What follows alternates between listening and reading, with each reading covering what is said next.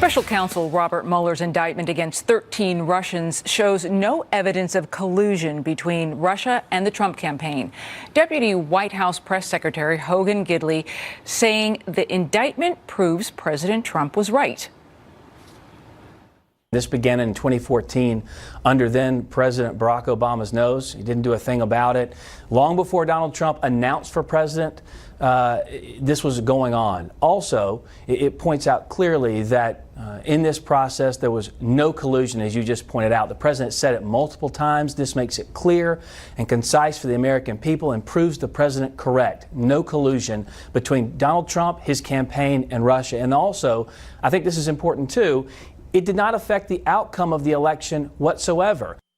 Meanwhile, former CIA Director John Brennan tweeting, DOJ's statement and indictments reveal the extent and motivations of Russian interference in 2016 election. Claims of a hoax in tatters. My take, implausible that Russian actions did not influence the views and votes of at least some Americans. Saagar Enjeti is a White House correspondent for the Daily Caller, and he joins us now. Thank you so much for joining us. Thanks for having me.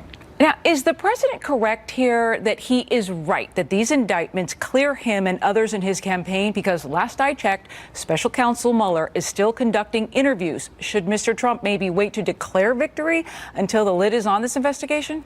Yeah, it's a bit of a premature declaration from the White House, but they are very frustrated here. What they see is a politically motivated investigation. And it's important to understand, too, what they mean whenever they say hoax. You know, White House Press Secretary Sarah Sanders was clear on this. She's saying that, and the White House is saying, is that it's not a hoax that the Russians meddled in the 2016 election.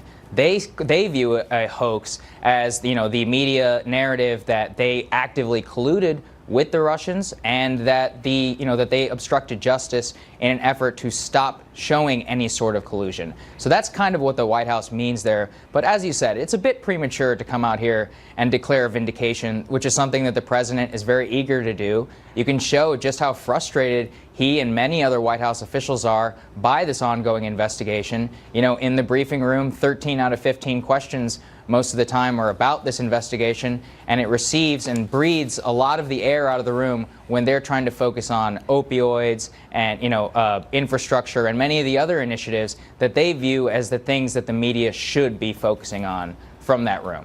Do you think Republicans need to be careful, though, here, especially in Congress, with regard to the president and these indictments, and not running too quickly to point out, like, the president was right, like he said, because couldn't they get themselves into trouble heading into 2018 if they're not right? Right, exactly. And, everybody needs to be somber here. And I think that General McMaster was very clear, which is that, there is no longer any doubt. There is incontrovertible evidence that the Russian government did mount a campaign to meddle in the 2016 election. And, there's a lot of nuance that goes into this. He actually said something that I thought was quite interesting, which is that campaign in a major way has backfired on the Russians, which is that it has united the mainstream elements of both parties against the Russian government, and that all it really did was target the most fringe elements of our American politics. But I think you're absolutely right, which is, it is very premature here to declare that the entire investigation has vindicated the White House, that it has vindicated the 2016 campaign, and it is also very premature here to say that, that Mueller is going to be digging, much deeper, and that this is only the first thing to come. So there's a middle ground, and I think that that's probably where the White House should be. Right, because Democrats really shouldn't be doing victory laps yet either. Right. My kid plays sports and watches it on TV. He gets hyped up when his team is winning and starts bragging about it. I tell him two things: don't talk smack, and the game is not over yet. And the truth is, we don't know where we are in this investigation. Halftime, fourth quarter, do we?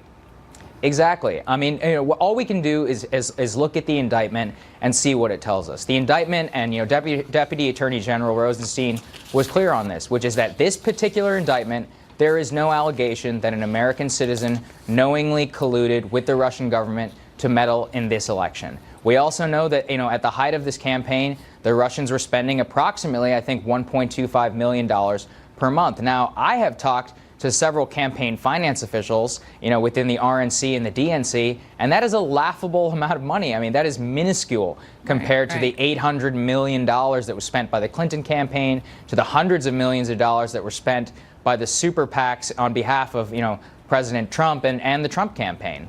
Well, let's go into that a little bit more. Just go into the money we're talking about here, because there's just so much money, right? Yeah. I mean, 1.25 million to the average person does sound like quite a bit of money. It's almost shocking. But the reality is that if you know anything about digital ad buying, that's actually not very much at all. And if you think about the TV space, I mean, 1.25 million is really not going to get you very far. So as I said, at the height of this campaign, the Russians were spending $1.25 million per month. The Hillary campaign spent approximately about $800 million. So if you look at that on a monthly average, that is a 53 to 1, a 53 to 1 advantage that the Hillary campaign had, even if you assume that all of the Russian money was targeted against her and towards the president. And the indictment actually clearly reveals that some of the money was directed to boosting Senator Bernie Sanders' candidacy. Some of the money was actually used to organize anti-Trump rallies. Some of it was just spent on plain weird and very racist, political campaigns to stir up, resentment against the Black Lives Matter movement, or towards neo-Nazis. And so we have to dig into the nuance here. We have to understand that not all of this money was spent on behalf of the Russians in order to influence the campaign in the direction of the president. And even if all of it was, it is so minuscule in campaign finance dollars. Saagar and Enjeti, thank you so much. And we still have so much more to go. Thank you so much. Thanks for having me.